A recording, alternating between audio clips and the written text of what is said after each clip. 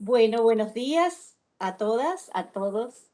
Hoy es jueves 5 de agosto y estamos reunidos en esta sesión virtual para hacer la defensa de tesis de licenciatura en Ciencias Antropológicas de Belén Ibarrola. Están presentes su directora, Ana Carolina Hedge, su codirectora, Noelia Enris, y las integrantes del jurado, María Laura Díez y Carla Gole.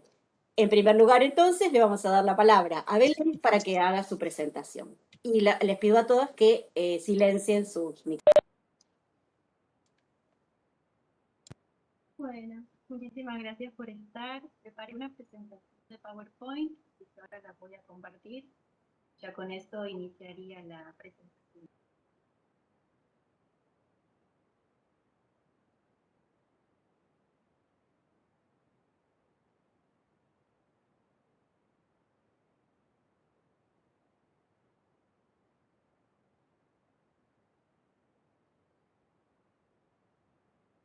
Bien, ¿se está pudiendo ver? ¿Se está viendo?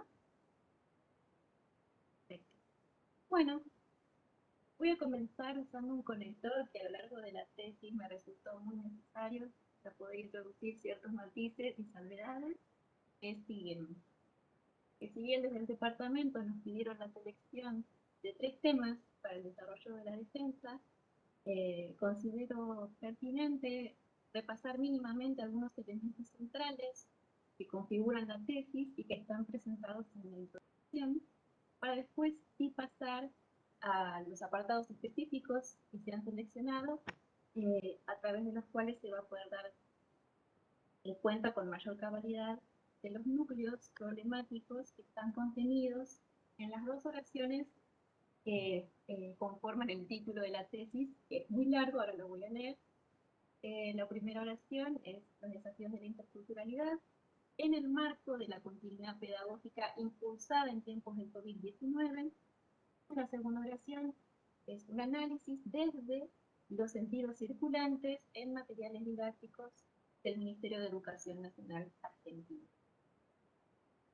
Entonces, para comenzar, hay que referir algunas cuestiones sobre el objetivo central de la investigación, sobre el problema que está contenido en dicho objetivo, el interrogante subyace hasta tiene que ver con qué interculturalidad se construye y cómo se lo hace, ¿no? En los modos en que se han representado y se han interpelado a los pueblos indígenas, concretamente en los materiales educativos que dispuso el Ministerio de Educación Nacional a través del programa Servicio Educativo.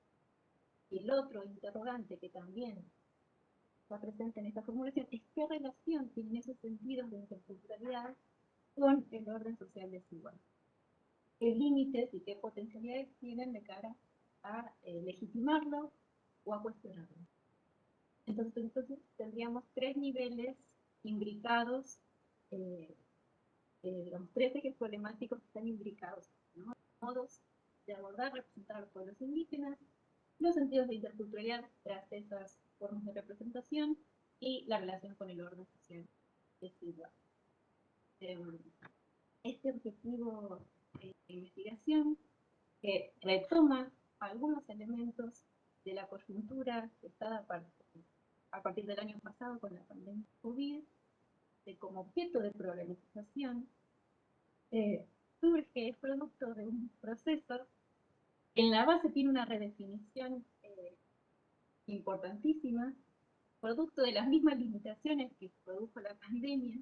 Mi objetivo inicial era otro completamente diferente. Yo quería estudiar las experiencias formativas en comunidades indígenas, y por las restricciones a la movilidad, este objetivo no lo pude concluir, no lo pude retomar. Si bien ahora, desde lo metodológico, se están repensando esas limitaciones, se están reinventando con las sistematizaciones de Luton o los trabajos de cine con la etnografía virtual, en ese momento se pusieron un obstáculo importante y por eso también la reconversión a este objetivo que se puede, digamos, realizar desde casa, ¿no? Quedándose en casa. Así que bueno, con respecto al corpus analizado, los materiales, el programa Seguimos Educando, lo que se puede decir es que ambos están destinados, digamos, los que se han analizado están destinados al primario, están más o menos directamente vinculados con la modalidad de educación intercultural bilingüe, sea porque están pensados para las escuelas con esa modalidad o porque están pensados para la generalidad de las escuelas que tienen, digamos, por ley, ¿no? Nacional, que promover contenidos que aboguen por el respeto a la multiculturalidad, perdón, y al conocimiento de las culturas originales. Con todos los problemas, ¿no?, que tiene hablar de multiculturalidad y no de interculturalidad, de hablar de culturas y no hablar de pueblos, siendo esa salvedad. Y bueno, y por otra parte, los materiales reflejan dos de las vías que ha utilizado el programa Seguimos Educando para poder sostener la continuidad, que son los recursos digitales de la plataforma de la plataforma, ¿no?, que ha creado el programa durante el año 2020. Hay materiales que son para la formación docente, para el nivel superior, que sí se han abordado, y después sí están los de nivel primario, algunos de forma exclusiva, otros en algunas secciones que son plausibles de poder usarse, que son para conocer y debatir, por ejemplo, o las colectivas. Y por otra parte tenemos los 36 cuadernillos del programa Seguimos Educando, que reflejan las 9 ediciones que para el primer grado, para el segundo y tercer grado, cuarto y quinto, sexto y séptimo, se han emitido durante el año 2020. Cabe decir que actualmente hay otros materiales como Reencontrarnos, Red Nacional o Continuemos Estudiando, que también desde la provincia de Buenos Aires son materiales que se han producido. Estos no se han analizado, el recorte es hasta el 2020. Y también hay otros materiales en el Ministerio de Educación Nacional que no se han contemplado, como los de Educar, el Plan Federal Juan Manso y otros sitios, que también no han sido seleccionados para esta tema. Bien, algunas mínimas precisiones sobre el marco teórico desde el cual se configuró el problema de investigación, que ha, digamos, brindado desarrollos importantísimos para poder analizar la interculturalidad en estos materiales, que son básicamente algunos desarrollos del subcampo disciplinar de la antropología y la educación, principalmente de tradición latinoamericana, porque a lo largo de mi formación como antropóloga he entrado mucho en contacto con este campo, me sirve para pensar los procesos socioeducativos en general y me sirve para pensarlos en relación a los procesos interculturales. Y en estos procesos, autores, digamos, del enfoque decolonial, como Kihan o Walsh, Rivera Cusicano y Maldonado Torres, que están en estrecha vinculación, me han servido muchísimo. Por otra parte, en relación a las aproximaciones metodológicas, puedo decir que son cualitativas, que están vinculadas a los análisis interpretativo y etnográfico, porque, digamos, en esta intención, ¿no?, de reconstruir el sentido de estos materiales, es importante poner, como plantea Novaro en su tesis de doctorado, atender al contexto, ¿no?, que implica dar cuenta de la situación sociolingüística, de los debates ideológicos, de los debates relacionados con los sociales que atraviesan a las propuestas educativas, dar cuenta de los modos de producción, de imposición y de recepción de este contenido, ¿no? El actor, digamos, el actor o el sector del que surge la propuesta, cómo se posiciona en los debates, las distintas interpelaciones, las redefiniciones en base a cómo se va recepcionando el contenido, su accesibilidad, entre otras cuestiones. Y por otra parte, las propiedades intrínsecas del contenido, ¿no? Cómo se describen a los sujetos representados en lo narrado, cómo se los caracteriza, qué diferencias, qué semejanzas, qué hay atribuciones a la mismidad, a la otredad, etc. Digamos, la tesis de Gaby Novaro ha sido una guía importante para mí, un antecedente muy importante. Bien, todos estos elementos que están en la introducción finalizan con estas imágenes, de las cuales quería comentar. Bueno, primero las quería introducir porque son muy lindas, y después lo que quería decir es que están, digamos, por una casualidad, todas centradas digamos, en niños y niñas de los pueblos Milán guaraní, pero esto sucedió por dos razones. Una, porque, bueno, ella tiene acceso, digamos, a esa comunidad porque trabaja allí y a través de ella contacto con el director Javier Rodas, de una escuela de nivel, se pudo observar algunas de estas imágenes, y la otra es porque no hay imágenes eh, de otros pueblos con los materiales que seguimos buscando en internet, o por lo menos cuando yo busqué no encontré de otros pueblos, así que no es que tengan preponderancia analítica en la tesis, se dio por estas razones. Y antes de, digamos, ahora sí, ir a los temas específicos seleccionados para la tesis, referir mínimamente que estas está conformada por 3 capítulos, el primero con una discusiones muy generales sobre lo intercultural y la educación, para después focalizar en políticas educativas interculturales, contexto argentino de los años, y algunas precisiones sobre la metodología.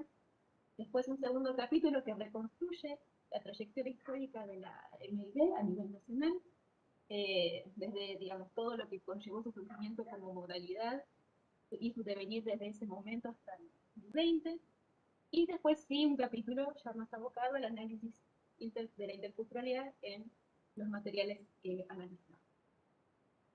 Dicho esto, pasamos al primer apartado seleccionado para la defensa, que es los desafíos socioeducativos generales y específicos de la red en el marco de la pandemia por COVID-19. Entonces, este público conocimiento, las grandes transformaciones que medidas como el ASCO, que se han tomado para evitar la propagación del virus COVID, han generado en todos los niveles y sectores de la sociedad, en todas las relaciones sociales y cotidianas, y los impactos profundos, las repercusiones negativas que esto ha tenido en la calidad de vida de vastos sectores de la población al paralizar el empleo y por lo tanto mermar los ingresos, que en sectores informales, sectores vulnerados, adquiere dimensiones dramáticas. Entonces, en este contexto social, los sistemas educativos forzados, digamos, o con medidas, digamos, se vio necesario interrumpir de forma prolongada las clases presenciales en todas las instituciones educativas del país, conllevó desafíos importantes, conllevó la virtualización, ¿no? La presencialidad generó un acrecentamiento de la virtualización de las relaciones pedagógicas, y esto también supuso la necesidad de contar, ¿no?, con acceso a la conectividad, a recursos digitales o a medios digitales, no solo eso, sino también a cierto conocimiento de cómo gestionar esos recursos de un modo pedagógico, ¿no?, atendiendo a las tareas escolares. Las desigualdades en este contexto, digamos, con relación a este acceso, se han acrecentado, han aumentado las brechas al interior del sistema educativo, que también, por supuesto, guardan estrecha relación con las desigualdades socioeducativas y territoriales que atraviesan la trayectoria de múltiples niños, niñas, jóvenes, familias en nuestro país. El INDEC en septiembre indicó que el 56% de los niños son considerados que están bajo la línea de pobreza. Es un contexto difícil, inédito, por la suspensión definida de las clases presenciales. En este contexto, los pueblos indígenas se ubican de un modo particular, con muchísimas dificultades, sumándoles la histórica marginalización, incluso criminalización, si bien múltiples informes refieren las redes comunitarias que ellos han formado, ¿no?, con viandas solidarias, con cercos sanitarios, con distribución de información, porque la información sobre los casos de contagio de COVID en las comunidades de forma oficial no están desplegadas, lo cual dificulta la generación de políticas para poder atender esas problemáticas. Y en todas estas medidas el ASCO ha impactado muy negativamente en los pueblos indígenas, y en este contexto es central prestar atención a la retención de la matrícula escolar indígena, porque la virtualización ha generado mucho impacto en el abandono escolar, y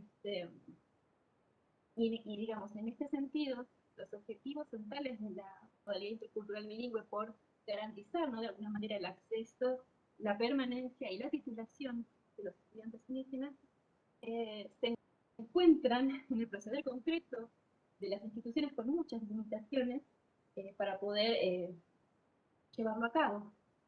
No solo, digamos, por el acceso a la conectividad, que es muy restringido, a los medios digitales y todo lo que ya dijimos, sino también porque los materiales que se han mandado, ¿no?, desde el ministerio, y eso es algo en lo que la tesis hace mucho foco después, ya lo vamos a abordar, pero otras investigaciones lo han referido, es la llegada tardía de los cuadernillos, por ejemplo, su distribución desigual en los territorios, la producción, ¿no?, centralizada de los contenidos, ¿no?, están desconectados del contexto local o provincial, como también se refieren la falta de articulación, ¿no?, con los auxiliares y las auxiliares docentes indígenas, y la escasa incorporación de las lenguas indígenas en los lugares, ¿no? Ya antes de la pandemia, la generación de materiales didácticos que, digamos, contemplaran las lenguas indígenas era todo un desafío, porque había que consensuar los sistemas de escritura, contemplar la diversidad dialectal, atender a la estandarización de los alfabetos vernáculos, generar un repertorio de imágenes, sentidos cercanos a los entornos locales. Entonces lo que sucedió antes de la pandemia es que se generaban muchos materiales de instituciones concretas para instituciones concretas. Y no han sido copiadas ni sistematizadas para poder generar, digamos, una propuesta de mayor envergadura. A todo esto, a nivel organizativo se suman un montón de cuestiones que también son difíciles, ¿no? Desde el teatro el año pasado se ha hecho poco, ¿no?, en el delegamiento ministerial de la modalidad intercultural bilingüe, en su subfunción en el área de educación rural, en la falta de presupuesto específico para la modalidad, en la necesidad de mayores lineamientos y definiciones específicas, porque de otra manera, o sea, la idea, por ejemplo, en algunos sistemas provinciales no está, no estuvo contemplado en el plan educativo federal anual. Entonces, desde ese lugar hay un retroceso educativo que tiene que, digamos, que debe combatirse, ¿no? Si bien algunos de estos reclamos han sido escuchados, digamos, por ejemplo, en septiembre a través de una resolución se le dio un rango de, volvió, digamos, a estar en la órbita de la Subsecretaría de Gestión Educativa, se le dio, se jerarquizó a nivel ministerial, otros reclamos siguen bastante pendientes, ¿no?, como el presupuesto. Así que bueno, para resumir, la modalidad intercultural bilingüe se enfrenta a desafíos curriculares, organizativos, de acceso y permanencia de los jóvenes, de los estudiantes y de formación docente. Ahora vamos a centrarnos en la cuestión curricular, planteando digamos, cómo se construye la interculturalidad en los recursos digitales de la modalidad IB, que para empezar, digamos, en la página están presentados para acompañar la trayectoria de los y las estudiantes indígenas del país. Y en esta formulación se aprecian los primeros límites para un enfoque intercultural crítico, porque si bien no se desconoce la importancia de la lucha indígena e indigenista, ¿no?, para el surgimiento de la modalidad, de este foco, ¿no?, que hay exclusivo en los estudiantes indígenas, anula el carácter transversal que debiera tener la interculturalidad a todos los grupos sociales. Y en este sentido, otros materiales son coincidentes con esta crítica, sobre todo los que tienen que ver con la formación docente. Pero bueno, los que se han analizado son materiales que están destinados exclusivamente al nivel primario. Los nombro brevemente, que estos son Ser Mapuche y Argentina, de la serie TV Quien apaga las estrellas de 2016, que este es el más nuevo que hay, no hay más allá de este año materiales producidos. El Sonido de la Quebrada, de 2011, Quebrada de Humahuaca, más de 10.000 años de historia, de 2013, Las sombras en cuestión de Sama con los pueblos originarios, de 2015, y Plausibles de usar en el nivel primario, pero que no son exclusivos, Luis Pincel y el 12 de octubre, de 2012, y La conexión con nuestra voz, del 2000. puedo decir en líneas finales sobre estos materiales? En primera instancia que son espacios. Son 3 para el abordaje, digamos, en el nivel superior, 4 por nivel, 4 por colección, y no mucho más. No son, no son dinámicos, si bien la plataforma explicita que van a ir renovando día a día, desde junio del año pasado hasta ayer que me fijé en la plataforma, estos materiales no han cambiado, no se ha sumado ninguno nuevo. Y como ya dijimos, el año 2016 es la fecha más reciente de su producción, dando cuenta, ¿no?, de la falta de producción pedagógica que hubo en esos años. Lo han referido a algunas fuentes, son los apartados de la tesis. En este momento, digamos, no voy a entrar como en detalle, pero reflejan esa falta de producción pedagógica que, digamos, acusó a la modalidad. Con con excepciones, la colección, digamos, quitando la colección con nuestra voz, que es un material claramente plurilingüe y polifónico, y algún otro material como el de Luis Pincel, que también habla en castellano y mapudungún. Estos recursos no presentan un carácter bilingüe o plurilingüe. Entonces, en esta falta, ¿no?, en este soslayo de las diversidades lingüísticas, uno podría pensar que estos recursos parecieran dirigirse preponderantemente a destinatarios indígenas, porque se concentran en contenidos culturales transversales, que, digamos, sin negar el valor que tiene, ¿no?, fomentar un acercamiento, ¿no?, a los fundamentos interculturales, ¿no? Un problema es que, con alguna que otra excepción, en general no abordan las problemáticas de la actual agenda de las organizaciones indígenas, como el reconocimiento territorial, el lingüístico, el déficit sanitario, la falta de acceso al agua potable, el avance extractivo de las empresas sobre los intereses locales, entre otras cuestiones. Además, bueno, lo que se puede comentar es que son muy heterogéneos en cuanto a quienes los han producido, a sus destinatarios posibles. Digamos, en algunos casos se explicita, ¿no?, el proceso colectivo de creación que hay tras estos materiales, como en la colección Con Nuestra Voz, o como en el libro electrónico de la Quebrada de Humahuaca.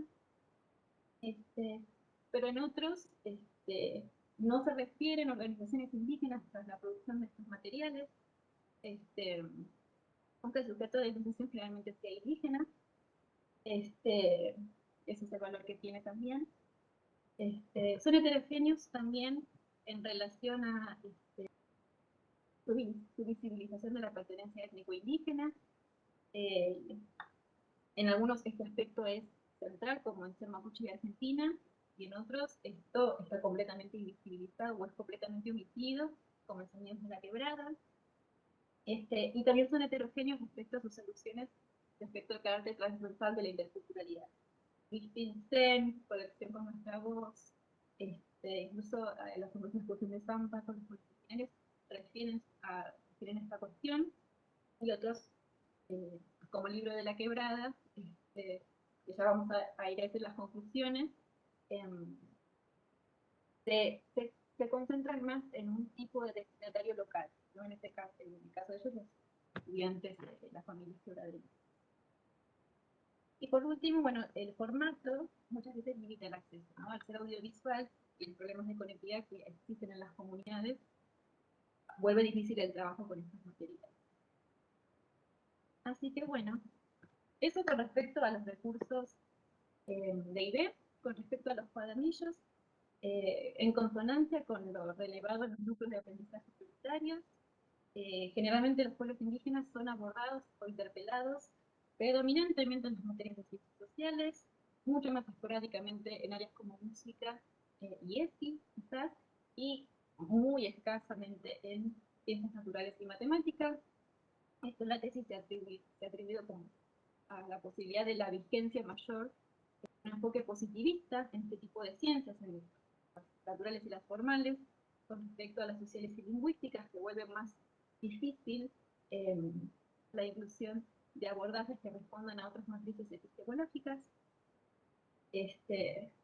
Bueno, y en este degradé, ¿no?, de apariciones que hay en las materias, que coincide con el de los NAP, se suma la falta de materias específicas en el B, y que a eso le sumamos que si nos guiamos por los agradecimientos que hay antes de cada cuadernillo, el CEAPI recién haya sido nombrado en los últimos cuadernillos, el octavo y el noveno, entonces, lo cual nos habla de una participación reducida, ¿no?, tardía, de las organizaciones indígenas en la decisión de materia educativa, ¿no?, que se les imparte. Estamos encontrando los primeros límites para un enfoque intercultural crítico.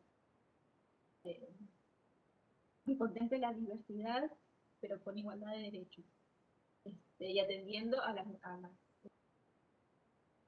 las desigualdades de poder, ¿no?, sin omitir nunca el orden social. Entonces, ¿qué se puede decir de los cuadernillos?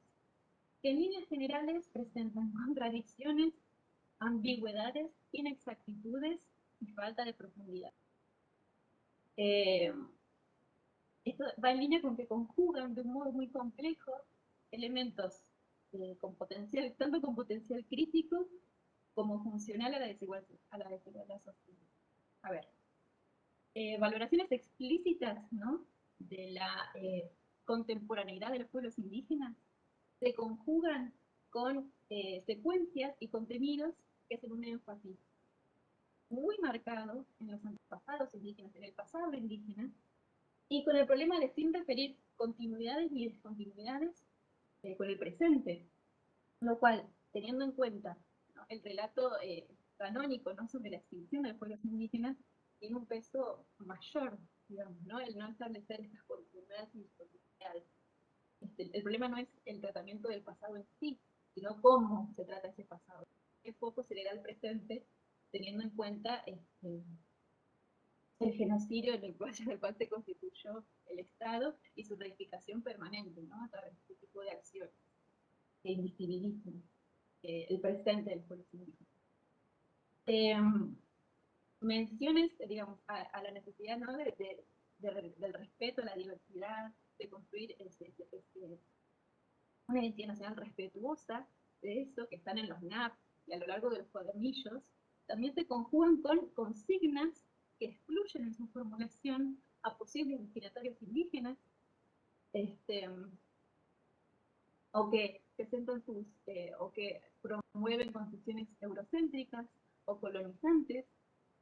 Las menciones a la diversidad sociolingüística de nuestro país se conjugan con una narrativa preponderantemente en castellano, donde las lenguas indígenas están en escasos pasajes para traducir 3 o 4 palabras, o para dar la presentación bilingüe de un poema, de una receta, de algo muy acotado, no siempre tratando la variedad lingüística de la cual estamos hablando. Esto tiene que ver con lo que señala Acuña, sobre cómo el bilingüismo es una de las cuestiones de la modalidad que están más relegadas y en las cuales más hay que trabajar. Y a su vez también se han presentado, digamos, contenidos folclorizantes, digamos, ponen a los pueblos indígenas como objeto de referencia y no como sujeto de reflexión, donde no se incluyen sus voces, o donde las relaciones de conflicto, de desigualdad están bastante omitidas, o están presentadas para procesos históricos muy lejanos en el tiempo, como la conquista, y lo que tiene que ver con el Estado, si se refiere, es en los últimos años, y solo centrados en el momento de consolidación, que es muy valeroso, pero en el presente esto no está tematizado, entre otras cuestiones.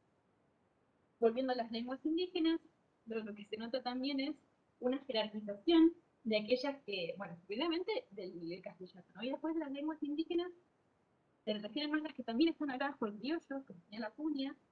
Luego del español el guaraní aparece 12 veces, el quechua 7, y aquellas lenguas que están solo habladas por indígenas, mapudungún aparece 5 veces, la gaya y mal una vez y el resto nunca. Bueno, son priorizadas por eso, ¿no?, en sus...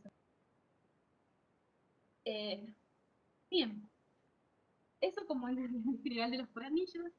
Ya pasando a las conclusiones y para no demorar mucho más, lo que se puede decir es que El tratamiento de la interculturalidad del sistema nacional y el análisis, ¿no?, de estos materiales muestra los desafíos coyunturales y estructurales que permean este tratamiento, ¿no? Tanto en las escuelas con modalidades perdón, intercultural bilingüe y con otras modalidades. Se muestra también cómo la virtualización agudizó tensiones que ya venían pronunciadas,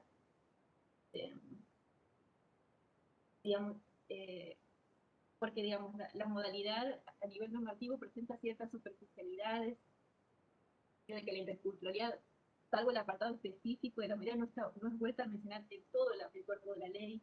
Los particularismos de la educación común no son explicitados, se desarrollan muchísimo las 8 modalidades, pero digamos la educación común no, como se sigue configurando implícitamente como el modelo.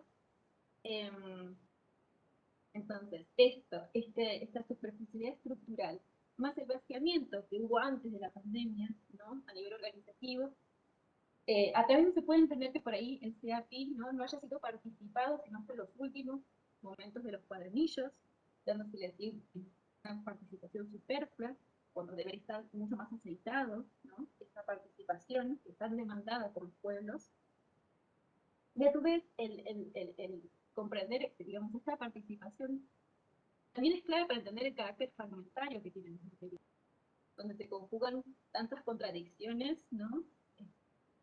Porque los cuadernillos también presentan, no sería justo, no sería coherente, digamos, negar que también hay desarrollos que permiten valorizar la gente indígena, sus luchas, los derechos, que también hay voces y producciones que abocan en el presente, de que se habla de cierto dinamismo, de cierta heterogeneidad en las sociedades,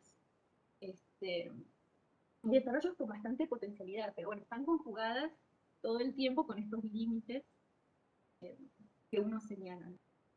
Y eso se puede entender porque las propuestas curriculares son productos socioculturales atravesados por relaciones de poder, donde hay intereses disímiles, hay grupos disímiles, indígenas y no indígenas, dominantes y subalternos, que confluyen y que, digamos, generan una polivalencia, una heterogeneidad de sentido condensado en esas propuestas, de las cuales hay que reconstruir el sentido. Estas luchas, estas relaciones de poder, se apreciaron claramente cuando el MEN tuvo que rectificar una actividad a raíz de las críticas que le hicieron a las comunidades y los pueblos mapuches, por su carácter discriminatorio y racista. Entonces, bueno, uno trata de entender estas contradicciones pensando, ¿no?, en esta clave, ¿no? Y por otra parte, el contraste, ¿no?, entre las intenciones críticas y las secuencias concretas de contenido se pueden pensar como recuperando los aportes de Nogaro como estrategias neutralizantes, ¿no?, del sistema, ¿no?, que están en línea con los sentidos relacionales y funcionales de interculturalidad que caracterizan históricamente a las políticas públicas. Digamos, donde se incorporan algunas mejoras, algunos cambios demandados, pero sin cuestionar las matrices estructurales de desigualdad, lo cual sigue persistendo. La diversidad es usada para encubrir el conflicto, no más que descubrir y problematizar. Y bueno, otras cuestiones, la carencia de materiales contextualizados merma la identificación, ¿no? Si no tenemos materiales contextualizados, están centralizados, lo contemplan, eso no va va a repercutir negativamente en la retención de matrícula, por ejemplo. Muchas veces los materiales no atienden a las condiciones socioeducativas que atraviesan los pueblos en cuanto a conectividad, porque las actividades suponen, ¿no?, que digamos, los pueblos indígenas todos acceden a la conexión o al manejo de recursos tecnológicos, y si no, no se puede hacer la actividad, y no es así. Hay implícito un modelo, ¿no?, de estudiante, de expectativas, de experiencias, digamos, que se pretenden o se conciben como universales en desmedro de las particularidades. Después, hay una cosa sobre que quisiera mencionar, antes sí de pasar a la última reflexión, que es algunos ejes de análisis se tomaron como guía y se mostraron cómo uno no puede estimarlos ni excluyentes ni fijos y tiene que atenderlos en contexto, porque, por ejemplo, aparecen en los materiales, en los recursos, el foco, por ejemplo, casi exclusivo en lo local, de la quebrada de Humahuaca, que uno podría pensar, bueno, limita el potencial intercultural porque está muy cerrado en un solo grupo, ¿no? O el esencialismo cultural en los dichos de Luis Pincén, que es un lonco del pueblo catunao, eh, perdón, del pueblo Curunacuña, que habla del ser indígena, ¿no? De la tierra como parte del ser indígena. El uso de términos como indio, como indígena, son elementos que si uno los mira superficialmente puede llegar a pensar que son funcionales a la desigualdad, ¿no? Porque se especializan o porque se cierran, pero en contextos de desigualdad pueden configurar algún elemento de unidad para, digamos, tener mayor fortaleza y afrontar esos desafíos. Que no hay que, digamos, quedarse solo con que la esencialización o con este tipo de cosas, bueno, hay que mirarlos en contexto para no atribuirles de por sí ya, bueno, un carácter negativo o poco emancipante o limitante. Entonces, bueno, lo que se puede entonces, concluir de todo esto es que aún con avances, la interculturalidad continúa sin ser una prioridad en la política nacional. Como plantea María Laura Díaz, es imperioso avanzar en un proyecto holístico, multidimensional, que atienda tanto a lo que se omite o sea, que tanto en lo que se omite como en lo que se dice, promueva la revisión de los propios supuestos, propuestas que no estén despolitizadas, que atiendan a los conflictos del presente, del pasado, este, entre otras múltiples cuestiones emancipadoras. Sobre todo lo que se necesita es apostar a una interculturalidad emancipatoria de todos los colectivos sociales para todos los colectivos sociales, no solo de indígenas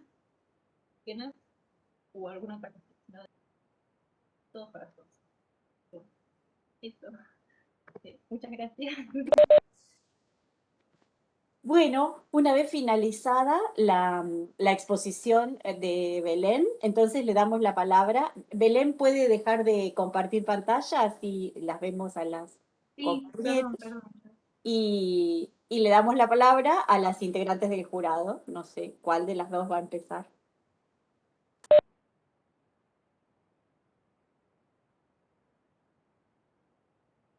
Bueno, buenos días, no sé, María Laura, ¿querés que empiece? Eh, bueno, felicitaciones, Belén, muy lindo escucharte ahora, además de haberte leído.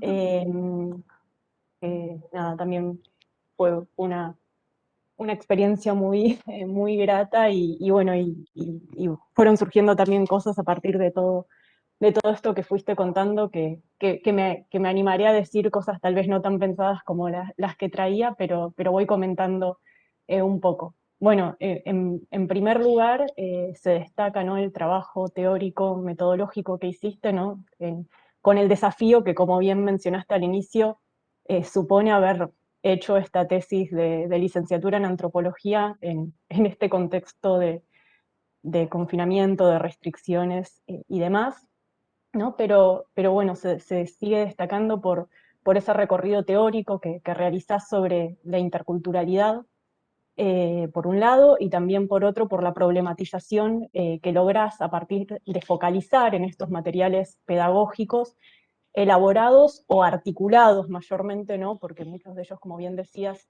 eran de años anteriores para una situación de emergencia que previó la suspensión de clases presenciales, ¿no? Entonces, me parece que es llamativo todo lo que lográs aportar y discutir sobre la interculturalidad a nivel conceptual y político, también focalizando en un periodo acotado y de emergencia sanitaria, entre otras emergencias que también vas a ir señalando a lo largo del análisis y de la tesis, como la económica, la educativa, que es objeto de tu análisis. Bueno, y también como voy a decir un poco más adelante, es cómo vas construyendo esos cruces entre esas diferentes instancias a partir de estadísticas e informes que vas recuperando. Me parece que también se destaca, siguiendo con esta línea, cómo lográs a la vez que retomar discusiones y problematizaciones conceptuales, proponer un enfoque original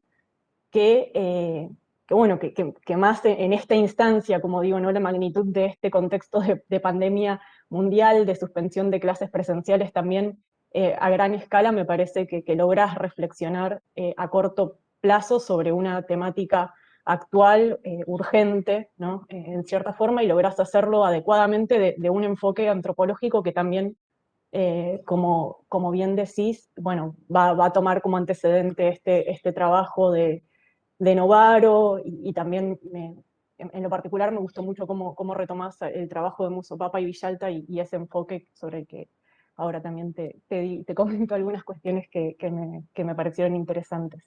Eh, También en la introducción me parece muy interesante que algo también mencionabas recién, ¿no? Cómo explicitas tu recorrido con relación a este subcampo disciplinario de la antropología de la educación, ¿no? Todos esos seminarios, esas materias, esas discusiones, esos espacios de participación que vas trayendo, porque de distintas maneras es posible, me parece, observar también ese recorrido a medida que avanza el escrito, a medida que te propones las preguntas, que construís el enfoque, que vas también trazando algunas reconstrucciones, recuperando muchas de estas trayectorias. Entonces me parece que sin duda es un campo al que contribuís y al que proponés seguir aportando, ¿no? Como esto, con conceptualizaciones más propias a partir de estos análisis de materiales que emergen en este contexto, aunque como decíamos, muchos de ellos ya existían, pero que se articulan de una manera particular en la actualidad. También, bueno, las cuestiones que discutís desde lo pedagógico, lo didáctico, esas conceptualizaciones más propias tal vez del campo educativo, y las antropológicas a partir del trabajo sobre la interculturalidad, pero acá tengo el machete, digamos, y también este abordaje que vos haces de estos materiales pedagógicos en tanto fuentes escritas, en tanto documentos estatales, archivos, podríamos decir, no archivos, pero quiero decir como que van en esa línea de estudios de alguna manera, ¿no? Entonces, me parece que cómo cómo los recuperás como materiales de análisis para aportar esto a las discusiones de la interculturalidad en tanto problema de discusión que se viene dando en el campo de la antropología de la educación, pero también en diversos ámbitos políticos, en los ámbitos de las comunidades, en indígenas y otros espacios, ¿no?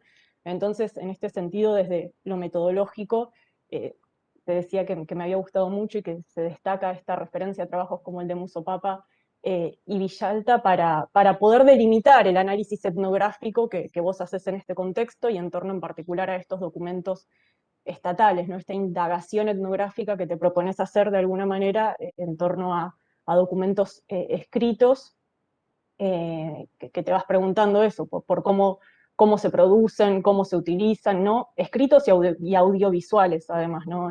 En tu caso y en esta instancia.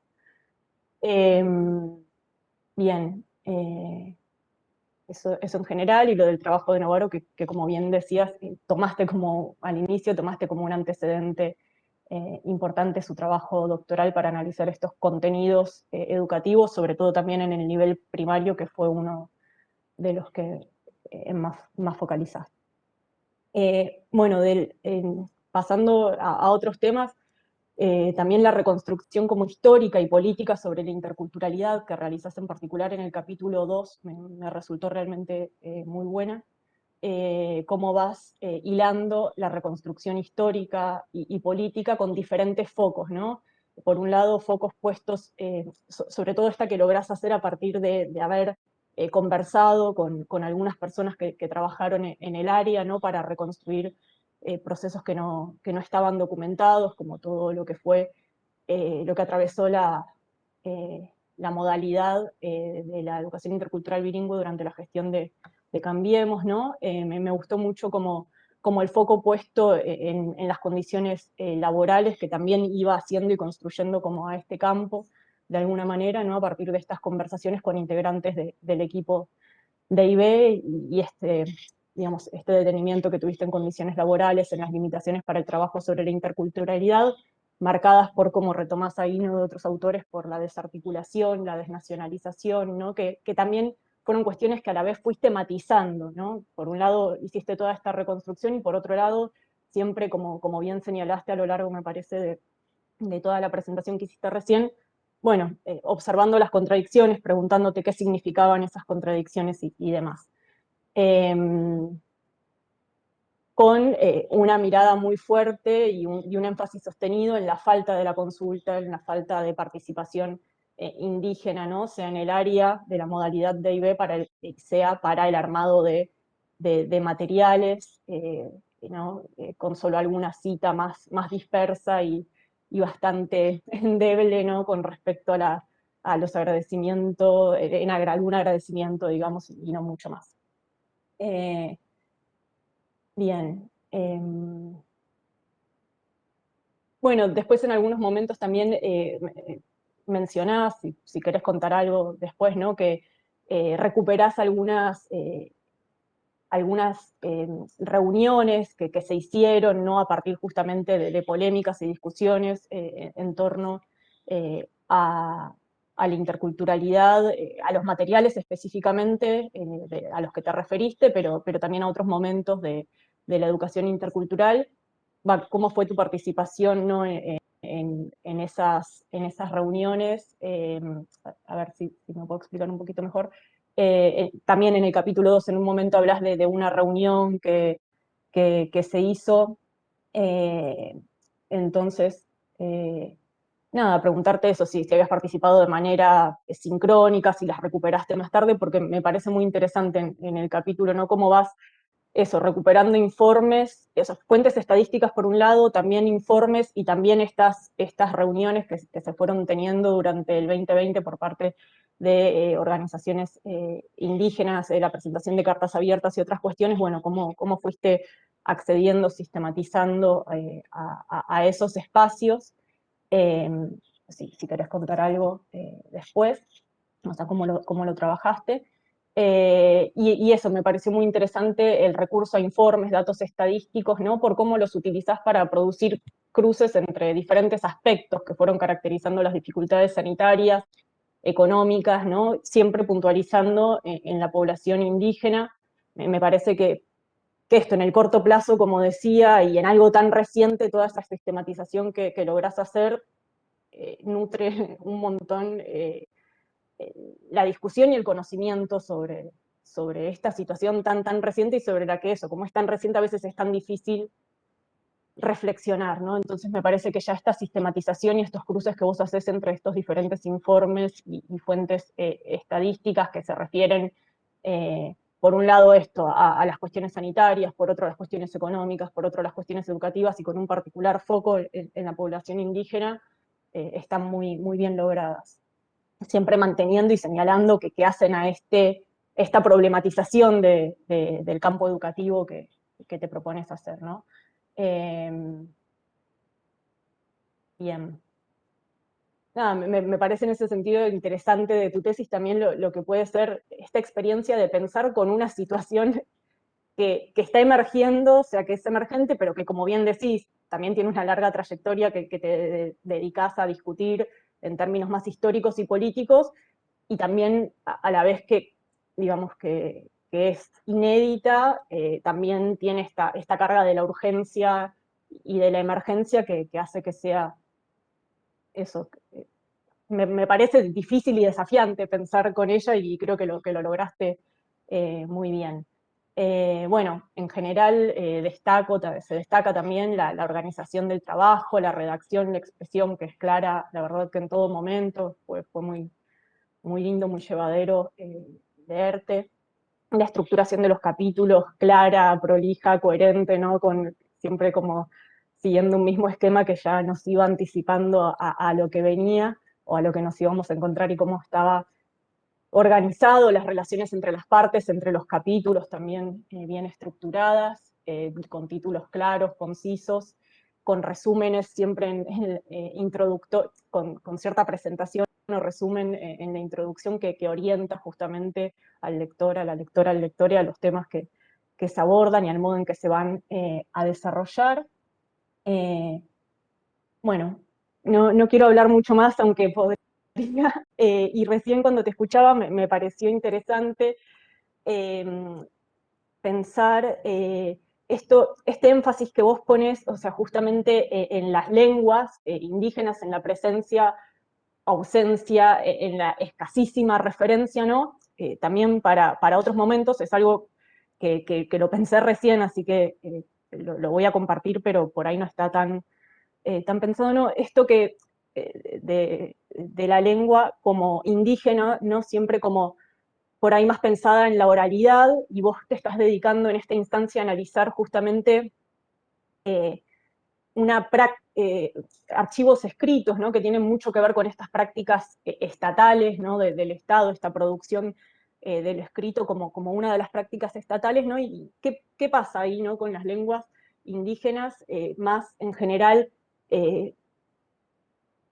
no solo pensadas, bueno, vamos a decir pensadas, ¿no? en un ámbito del oral, ¿qué pasa con la escritura, ¿no? de esas lenguas? Ya que analizás, digo, ¿no? Las prácticas escritas en gran parte de tu trabajo, prácticas escritas vinculadas a estos materiales pedagógicos producidos por el Estado, si hay algo ahí para pensar, para discutir en torno a tal vez una dicotomía entre escritura y oralidad vinculada a las lenguas indígenas. Es algo que pensé recién, así que nada, lo dejo por si, no sé, alguien lo quiere retomar o para seguir pensándolo.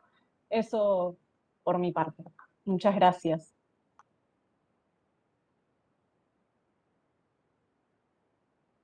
Muchas gracias, Carmen. No sé cómo podemos hacer, si respondo alguno de los interrogantes que planteaste, o ahora no sé cómo quieran ustedes. Yo me los anoté como para no olvidarme. Como si no, capaz dejamos que hable Lali y después por las dudas haya comentarios que coincidan. Dale, perfecto. Parece que haga mis comentarios. Como quieras vos, Belén. Sí, dale, María Laura. Yo me anoté todo lo que me preguntó Carla. ¿Se me escucha y bien? Después lo retiro. Bueno, estoy, mil disculpas que estoy con doble dispositivo, así que no me resulta tan sencillo, pero vamos a ir adelante, así que voy a usar un poco también el micrófono del teléfono. Tengo aquí un segundo nada más, para que no haya ruido.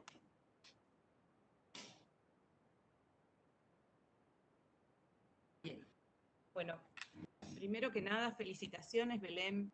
La verdad que fue un gusto enorme leer la tesis y no sé, ver los recorridos de las personas que por ahí con las que uno tuvo algún contacto en algún momento de su formación y ver, bueno, en tan poco tiempo el despliegue y la posibilidad de insertarse en un campo tan claro, tan definido, tanta profundidad. Así que la verdad, digamos, para mí fue como una, un regalo leer tu tesis. Hace rato que no estoy leyendo por ahí las tesis de finalización de la carrera y como una sorpresa muy grata. En general las producciones son todas muy buenas. Esta porque me tocan, digamos, de cerca en relación a temas que vengo explorando, algunos desde hace tiempo, otros más ahora, más recientemente que vuelvo como a revisarlos, y fue un gusto enorme leerla. Más allá de esas cuestiones, sí me armé un esquemita para decir algunas cosas porque tengo muchas ganas de decirlas, porque genera la lectura de tu trabajo, para muchos me parece de los que estamos aquí, las ganas de compartir, la posibilidad de dialogar sobre muchas de las cosas que vas trayendo aquí, ¿no?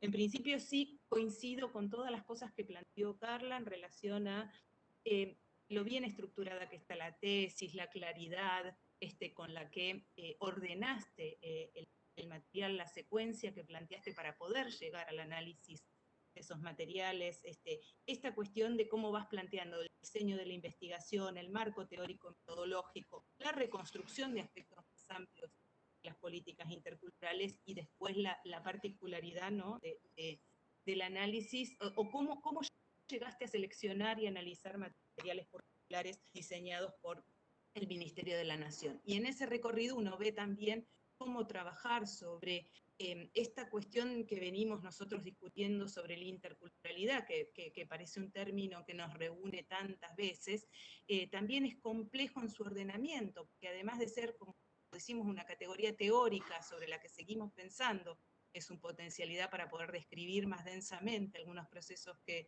vemos y que registramos, es una categoría de uso. Y es una categoría que está presente también en las políticas y en los programas con sentidos muy distintos, ¿no? Y entonces requiere de muchos cuidados y muchos abordajes distintos que vos muy bien reconstruís.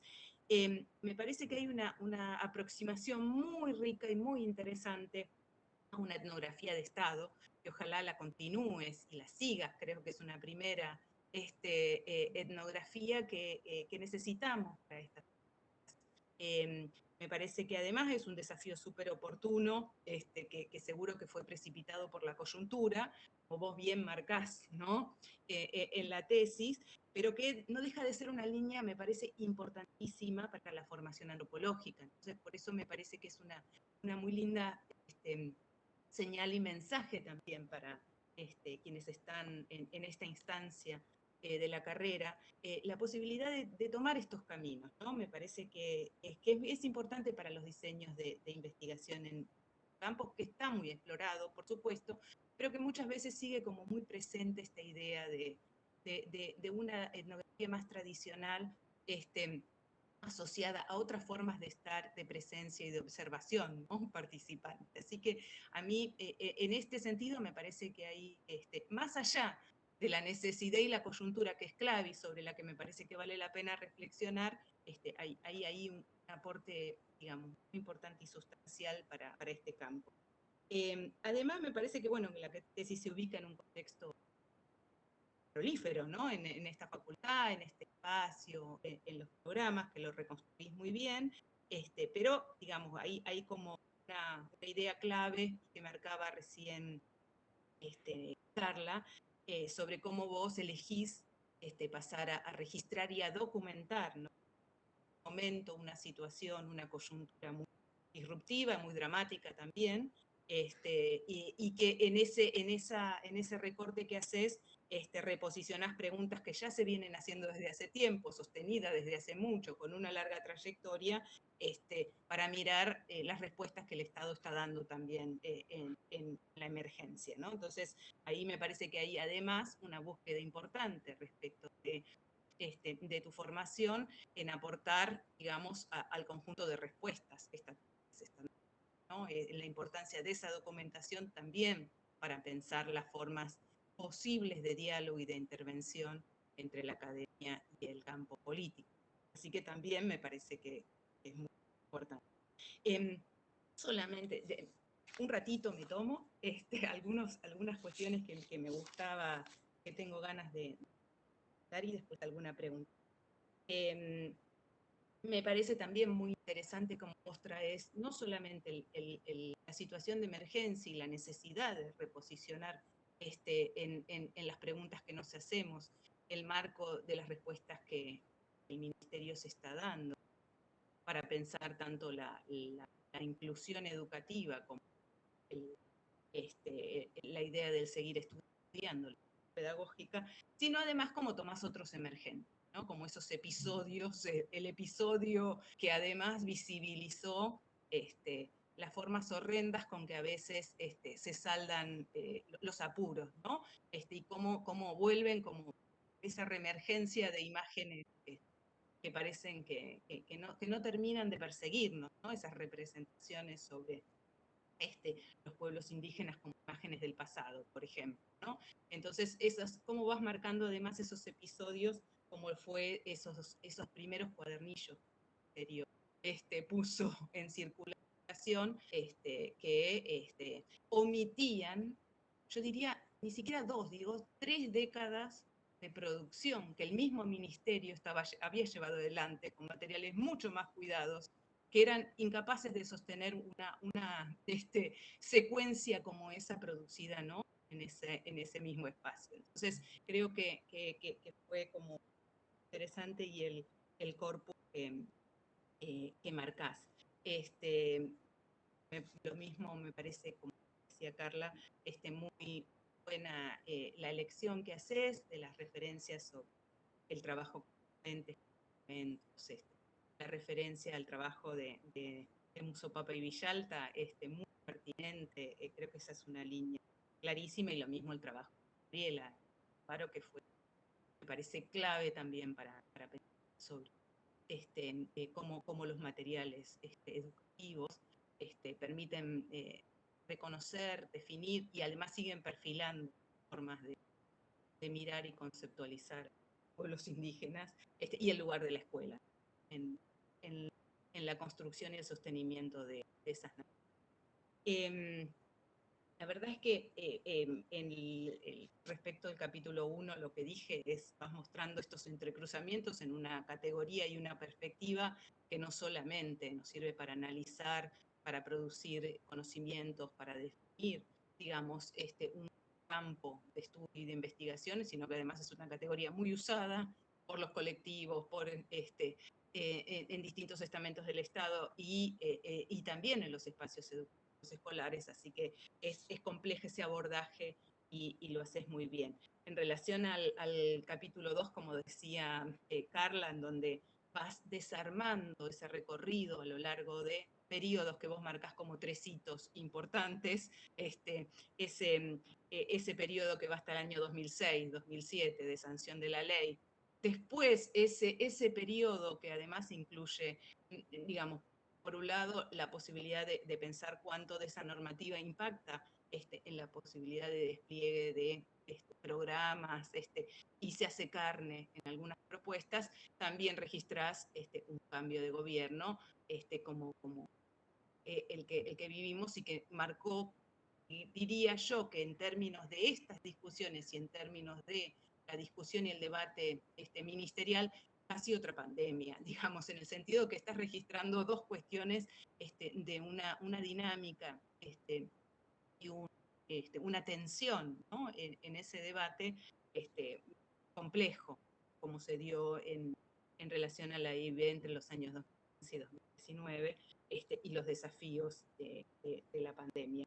Allí, digamos, vos marcás solamente, me quedé con la idea de cómo marcás en ese episodio, en ese periodo, en ese hito entre 2007 y 2009, el lugar del CEAPI, que me parece muy interesante porque lo tomás además como un punto importante para pensar la participación, ¿no?, como un eje central aquí del trabajo en el Ministerio de Educación, como en esos espacios de gestión estatal, se abre la posibilidad de la participación, de una participación que fue además muy peleada, fue conquistada por un lado, y al mismo tiempo como el mismo CEAPI es como un espacio para pensar también la complejidad de este tema, ¿no?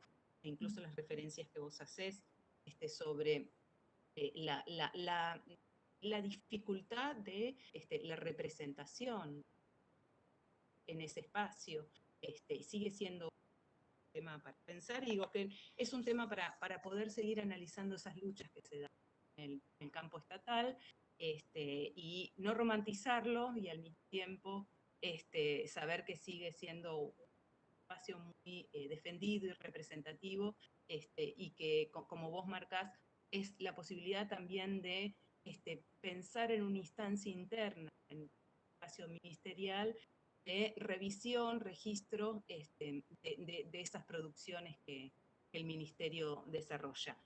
Ahí hay siempre,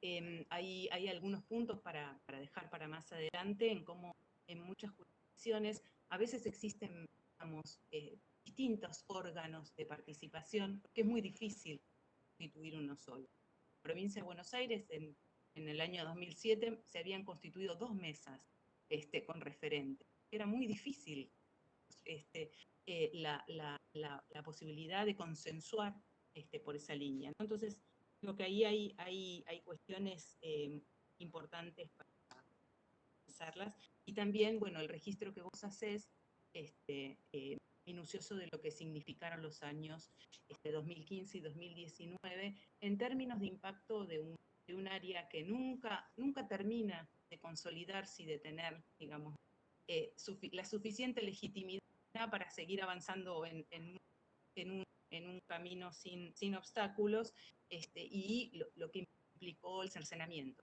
de los recursos, y incluso diría cómo se cajonearon muchas de estas producciones que vos valorás, ponderás aquí, en ese momento, que quedaron como escondidas en ciertos sótanos, ¿no?, del ministerio. Entonces, esas cuestiones también, digo, que son líneas para seguir pensando y revitalizando esta idea de etnografiar el Estado. Y sobre el último, digamos, en el punto, una pregunta ahí, voy hacia la última parte, que es sobre los informes que vos mencionás. Mencionás en los informes producidos por el Ministerio de Educación y también el informe, digamos, que acompañó, me parece, muchos de ustedes, como el apoyo de la academia a producir conocimiento sobre la situación de la pedagógica en relación a ciertos colectivos. Quizás la pregunta es qué tipo de informes, de materiales y de diálogos pudieron tener esas producciones. Sé que a mí ahí no quedó claro eso. Bueno, sobre el análisis me parece muy bastante interesante el cruce que hiciste de materiales. Los materiales que ya tenían una historia previa en DIB, y elegiste como menciones, ¿no?, de ese análisis, materiales producidos para la discusión sobre la perspectiva amplia, el posicionamiento quizás de la discusión ministerial sobre estas cuestiones, los materiales dirigidos para la formación docente, y los materiales dirigidos para el trabajo en aula, ¿no? Me parece que destacar, visibilizar eso es importante, que hay distintas líneas de producción y que son todas demandadas e importantes, y al mismo tiempo mostrar, analizar los materiales que se crearon o que se recrearon en la coyuntura para la continuidad pedagógica.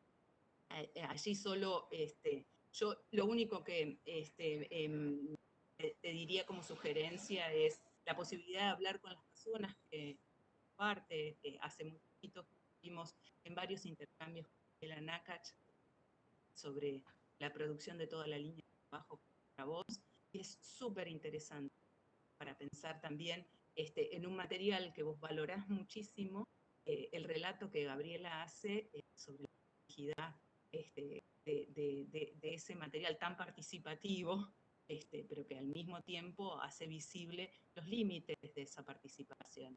Por ejemplo, ¿dónde quedan las distintas variedades de las lenguas que pasan, participan distintas generaciones que discuten incluso con las versiones más establecidas, normatizadas de las lenguas indígenas? ¿Cómo clasificar los límites de la clasificación cuando hablamos de una lengua asociada a un territorio y cuando hablamos de la movilidad y la migración, ¿no? Entonces, quizás también eso nos permite a nosotros ver esa complejidad, no ser, digamos, tan duros cuando describimos y analizamos. Y quizás es un señalamiento, que es las dificultades que tenemos para no ser tan evaluativos a veces cuando miramos los materiales, ¿no? Y eso, digamos, reconozco en el trabajo todo el tiempo el esfuerzo que haces por analizarlos desde un marco que te permita mostrar debates, ¿no?, que subyacen a esa producción, y al mismo tiempo, por momentos, sí, uno se le cuela la necesidad de decir, bueno, esto es un horror, ¿no? Y no me gusta. Pero bueno, quizás sí, me parece que bueno, que ir a estas líneas es un aporte, y creo que en algunos casos uno va aprendiendo a matizar mucho más lo que dice sobre algunas producciones, quizás reconstruyendo un poco más esos procesos que permiten también entender esas discusiones. Como pregunta, sé que me extendí mucho. Primero, yo le preguntaría a Belén, ¿qué continuidades sobre el proyecto inicial encuentra con este proyecto devenido en pandemia? Lo pregunto, digo, porque seguramente muchos de los que están en este momento haciendo sus tesis y que se les dio vuelta un poco el universo de lo que podían hacer, creo que tu trabajo muestra realmente un desafío enorme y digamos que pudiste reaccionar rápidamente y llevar adelante el trabajo. Digo, bueno, ¿cómo podrías pensar, ¿no? esas continuidades y esos cambios en los ejes de tu trabajo? Por otro lado, bueno, también esto, justamente por eso las reflexiones sobre el trabajo cualitativo, sobre las fuentes documentales. Y bueno, ya las dije, simplemente por ahí una reflexión, si trabajo sobre la lenta y dificultosa carrera que exigen ciertos debates, ¿no? Que van atravesando las matrices disciplinares. Y uno podría pensar un poquito sobre todo el debate de género, rotero que fue dando, y cuántas cosas podemos pensar también en relación a los debates que se dan sobre la atención, sobre el tratamiento de la diversidad cultural en educación.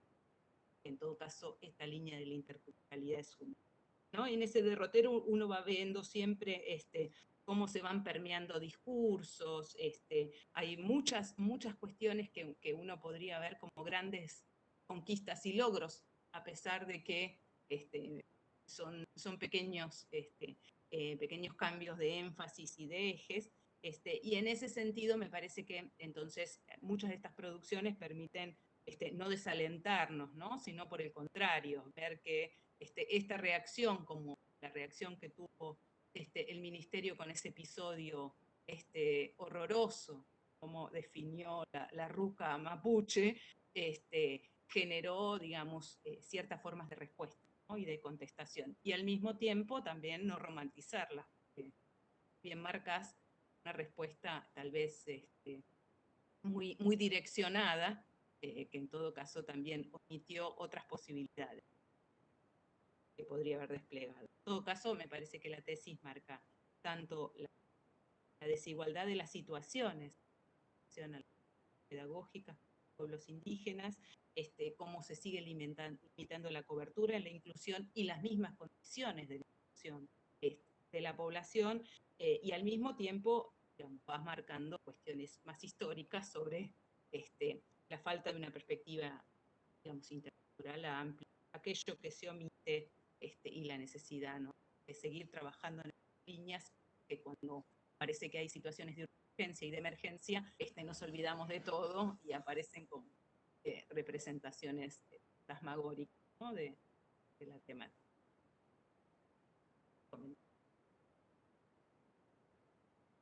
Bueno, muchísimas gracias a ambas por las devoluciones tan esmeradas, tan profundas y con tanto desarrollo. La verdad que me aprecio muchísimo. Y bueno, y me aporta, realmente aporta a seguir pensando un montón de las cosas que puse, los debates que traen y las preguntas también. Me anoté las cosas que me fueron preguntando. Me puedo responder un poco. Carla me preguntó por las reuniones, digamos, del año pasado con respecto al seguimiento general.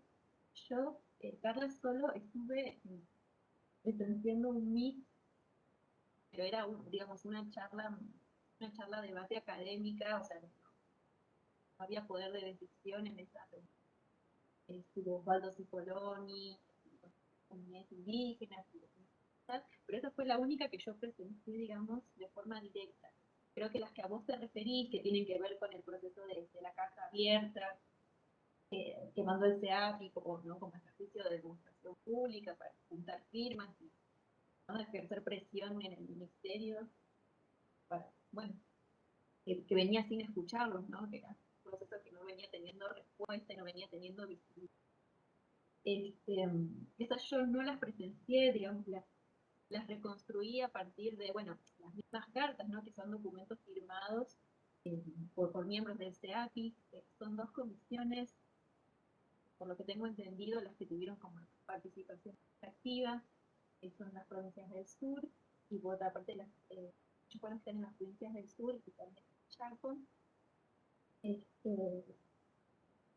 digamos, los que estuvieron como más activos, por lo menos lo que es el discursivo, ¿no? No pude reconstruir mucho más de lo que estaba como planteado ahí y de lo que refirieron algunos diarios. También manejé con el Tábano Digital y otros artículos periodísticos que referían, ¿no? La realización de esas reuniones, ¿no? Y lo que se planteó ahí, a seguir trabajando con lo del Instituto de Lenguas, es una demanda que sigue, ¿no?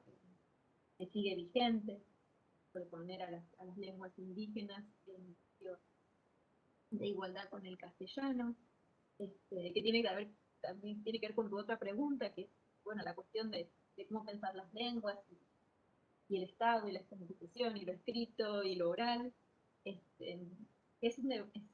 Yo, digamos, lo referí quizás por encima la tesis en algún sentido, pero ahí, digamos, yo también me pregunto, una de las preguntas que tengo y que no puse en la tesis, ¿no? Pero me gustaría seguirlo trabajando y pensando, es, digamos, esto que algunas autoras, como Sensabero, ¿no? Refieren sobre la didáctica de las lenguas en desplazamiento, ¿no? ¿Por qué enseñar estas lenguas? ¿Cómo enseñarlas? ¿En dónde? ¿En qué espacio? Entonces yo me preguntaba, bueno, yo estoy criticando, ¿no? La superficialidad en el tratamiento de estas lenguas en los contenidos por lo menos lo seguimos educando que yo vi, ¿no? Superficiales, ¿no? Muy acotados. Pero al mismo tiempo me preguntaba, ¿cuánta profundidad, ¿no? Sería deseable construir, ¿no? Que es un debate colectivo y por supuesto que está abierto y tiene que ser lo más democrático posible con respecto a, digamos, en escuelas, ¿no? Que no tienen la modalidad de educación intercultural bilingüe. El aspecto bilingüe, ¿no? En escuelas con otras modalidades. ¿Cómo debería abordarse, ¿no? ¿Con qué grado de profundidad? Igualmente, bueno, tu pregunta también iba, ¿no? Como esta tensión, ¿no? Entre la escritura de una lengua y la oral. Son todos debates que han permeado, digamos, a la modalidad, o incluso la idea antes de ser modalidad, digamos, antes, que ya era complejo antes, en este contexto, bueno, todo se ha agudizado de alguna manera. Pero bueno, no sé si más o menos iba por ahí la pregunta, o si puedo reponer algo más con respecto a eso. Por mi parte está muy bien, era más que nada eso. Fue algo que estaba presente en la tesis y por ahí al volver a revisarlo o al pensarlo en función de los comentarios y cómo aparecía esto, el fuerte análisis de documentación escrita y esta referencia recurrente que vos hacías a problematizar qué sucedía con las lenguas indígenas en esos materiales, me parecía que era algo que por ahí en un momento inicial no había visto esa relación y que podía pensarse, pero más a modo de reflexión, así que me parece que digamos estas líneas y estas inquietudes que vos vas trayendo eh, son suficientes, digamos, para ir en esta instancia recuperando otras posibles reflexiones que puedan seguir más adelante. Así que está buenísimo. Gracias, Carlos. Y con respecto a las preguntas de María Laura, Preguntaste sobre los informes que yo, digamos, utilicé para reconstruir, digamos, la conjuntura, ¿no? Como que se gestó a partir del año pasado, y por ahí como los diálogos entre esos informes, porque eran tantas dimensiones a abordar. Por supuesto que un informe que fue central fue aquel en el que participaron de 400 investigadores desde todo el país, digamos, tratar de reconstruir, ¿no? los efectos de toda dimensión, digamos, han sufrido, digamos, los pueblos indígenas durante la pandemia y que, digamos, reconstruían, digamos, por zonas, ¿no? Enfocándose en distintos aspectos: salud, educación, acceso a servicios básicos, trabajo, etcétera. Yo, bueno, tomé la parte educativa centralmente, pero bueno, no podía dejar de mencionar algunas cuestiones sobre eso, digamos, a nivel nacional, y también intenté de alguna manera, digamos, reconstruir algún dato basándome en informes como el de Foro Indígena Viayala, Fondo de Desarrollo para los Pueblos del Caribe, como para tener una noción más continental, ¿no? Hacer la pandemia algo que, bueno, como lo dicen, no, que está directivo en todo el mundo, tratar de pensar, bueno, algunas particularidades, primero, digamos, de los pueblos indígenas en el contexto mexicano, y después sí centrarme como también, bueno, dentro de ese informe, para poner algunos aspectos, hay muchos anexos. Ese informe lidia con un montón de otras producciones que después se desarrollan más, como el informe OCOPO, ejemplo del observatorio, que también recuperé, bueno, a veces Caro y no me marcaban, bueno, esto por ahí es de un tema específico, esto sacalo, porque como que se perdía por ahí el eje de la coyuntura, pero bueno, eran tantas cosas que estaban sucediendo que, bueno, reponerlas de una forma estructurada, bueno, costó. Y después no recuerdo si... Bueno, y después, particularmente para la educación intercultural, después un montón de trabajos, bueno, que no Caro estaba, bueno, vos, Carla, estaban involucradas, pero también porque, bueno, eran antecedentes que ustedes en algún momento también han hablado sobre los cuadernillos, sobre todo de cómo ha llegado a las comunidades, ¿no? Cómo se ha recepcionado de alguna manera, y era un aspecto que yo, solo desde los cuadernillos, no podía, ¿no? Como solo podía proyectar, ¿no? Cómo podían llegar a sentir determinadas consignas, pero digamos, lo que se ha pensado, o la falta de articulación con los líderes indígenas y todo esto que ustedes reponen, era como una forma de poder dar cuenta de esos aspectos que de otra forma era como muy difícil.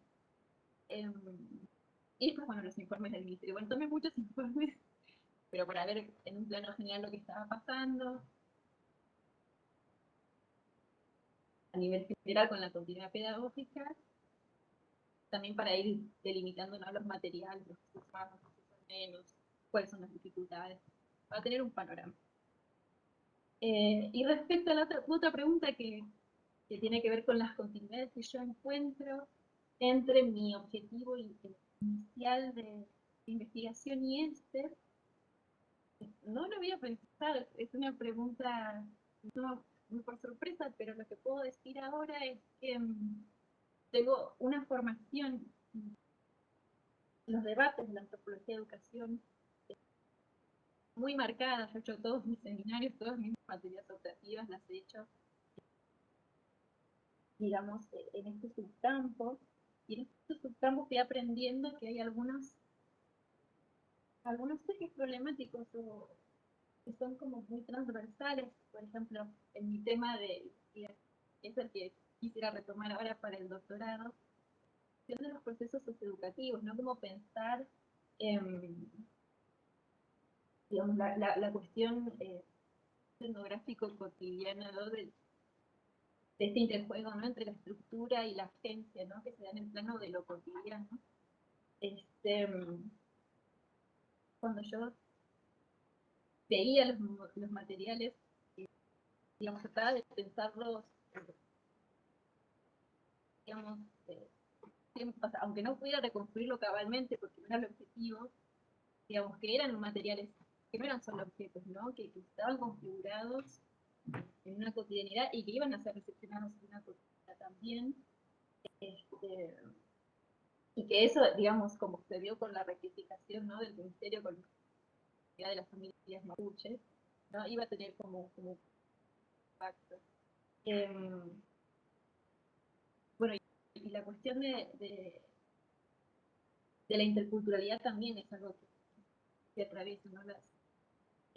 Digamos, el problema anterior, ¿no? De las experiencias formativas de adultos de la comunidad de aquí. A la hora de pensar, bueno, cómo se han constituido y los saberes que se generan, ¿no? En ese espacio, ¿no? Entre formaciones culturales distintas, como plantea la definición que da Gabriel en un momento de intercultural, que es una de las que yo más tomo en general. Entonces, bueno, digamos, el bagaje teórico que yo tenía para, digamos, para pensar el problema anterior, digamos, lo recuperé mucho para pensar otras aristas en este problema. Como que como eso es algo compartido y algo para los dos. Los procesos educativos en general, las apropiaciones cotidianas, pensarlo desde ese lado.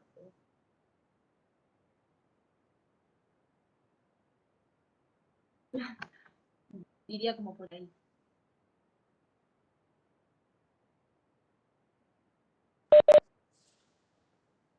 Bueno, ya está. No se escuchó lo último, a ver. Ah, es mi conexión. Ahí está. Tuve un problema, bajó la conexión y no las veía.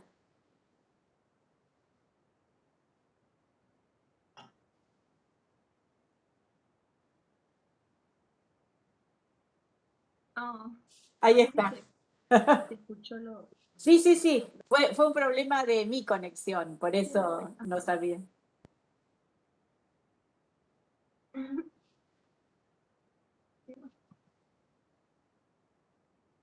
Bueno,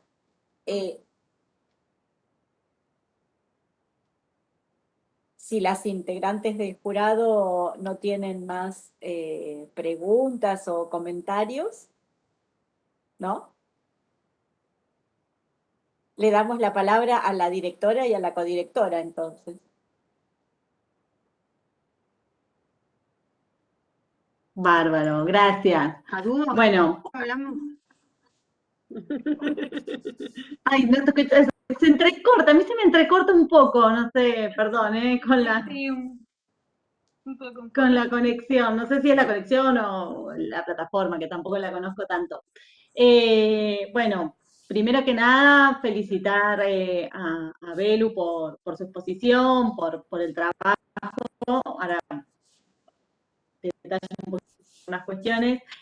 Un agradecimiento enorme a las dos juradas por la lectura, por todo el estrés de la fecha y por la verdad los comentarios tan atentos y súper meticulosos de la tesis, que se agradecen un montón, porque bueno, es un trabajo en construcción y siempre suman. Así que, bueno, eterno agradecimiento por el trabajo.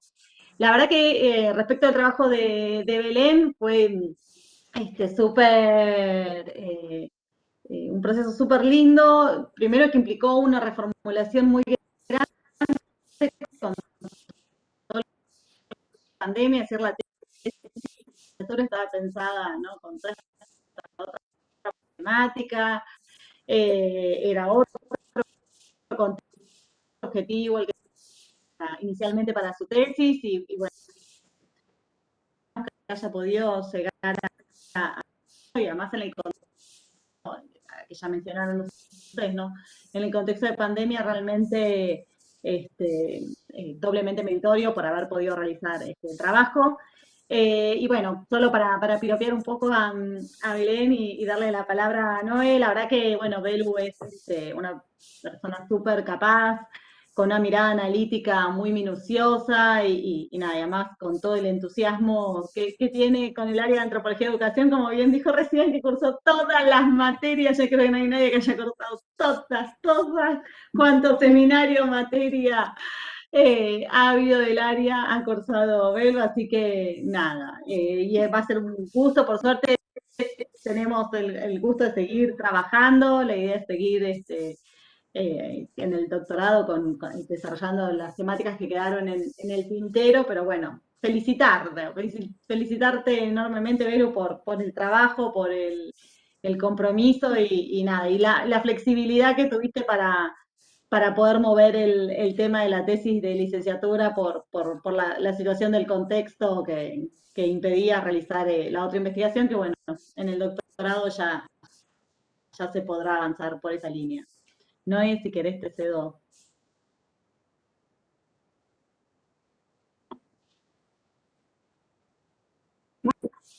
Mismo sentido, ¿no? Los agradecimientos. Bueno, también al departamento, que hubo muchas idas y vueltas y apoyó hasta literalmente el último minuto el logro de que pudiera hacerse la defensa en tiempo y forma para acompañar el proceso de formación de Belén de acá en adelante, digamos, para apoyarlo con más fuerza. A las juradas que, bueno, que leyeron y que también estuvieron hasta el último minuto viendo si podíamos o no realmente concretar la defensa y bueno, cuando se pudo estuvieron dispuestas. De Belén, sí, decir en el mismo sentido que dijo Caro, ¿no? Que la verdad en un año muy particular, esta tesis nos mantuvo trabajando, pensando a las apuradas, porque pensar en la coyuntura tiene esa doble cuestión, ¿no? De, bueno, qué interesante poder reflexionar sobre lo que está pasando y aportar reflexiones académicas desde la y para la coyuntura, que todavía no sé cuál es el fin de esta coyuntura, pensar lo que se está ofreciendo y aportar comentarios a lo que se está ofreciendo para mejorarlo, y a la vez tiene esa dificultad de que ese objeto se está moviendo, digamos, un objeto que se está reconstruyendo a medida que uno trata de acercarlo y de recortarlo para trabajar. Pero me parece que ese es el doble valor también de este trabajo, ¿no? De haber podido en una coyuntura particular circunscribir un objeto y analizarlo en el sentido de aportar. Y la verdad es que una vez que Belén cerró la tesis, el sitio del ministerio se modificó muchísimo, por ejemplo, así que si esa tesis se hiciera hoy, los materiales documentales serían otros. Bueno, y también la tesis nos permitió, bueno, también pensar que incluso en circunstancias difíciles se puede como imaginar de nuevo un objeto para trabajar y para analizar desde las miradas que solemos construir, y Belén hizo eso de un modo que a Caro y a mí nos enorgullece como logro, como trabajo. Celebrarlo. Bueno, no sé si Belén quiere decir algo, porque si no, ya cerramos esta primera parte. Solo gracias. Listo. Gracias a todos. Caro y Noé por acompañar desde el día 1, a Carla y Lali por la lectura, por digamos, todo el trabajo que se tomaron para pensarlo y las devoluciones y todo. Y nada, solo agradecer, estoy muy feliz. Bueno, entonces ahora vamos a terminar esta primera parte y vamos a pedirte que salgas de la reunión. Vamos a dejar de transmitir por YouTube por unos minutos, no sabemos cuántos, pero muy poco, el tiempo que al jurado le lleve elaborar el acta, y vamos a retomar una vez que esté terminada y te vamos a avisar para que vuelvas a entrar. Perfecto. Bueno, una vez finalizada la deliberación de las integrantes del jurado y elaborada el acta, Entonces ahora la directora, Ana Carolina Hedge, va a dar lectura al dictamen. Comienza con la lectura. En Buenos Aires, el 5 de agosto de 2021, a las 8:30, se reúne el Tribunal de Evaluación de la tesis de Belén Ibarrola.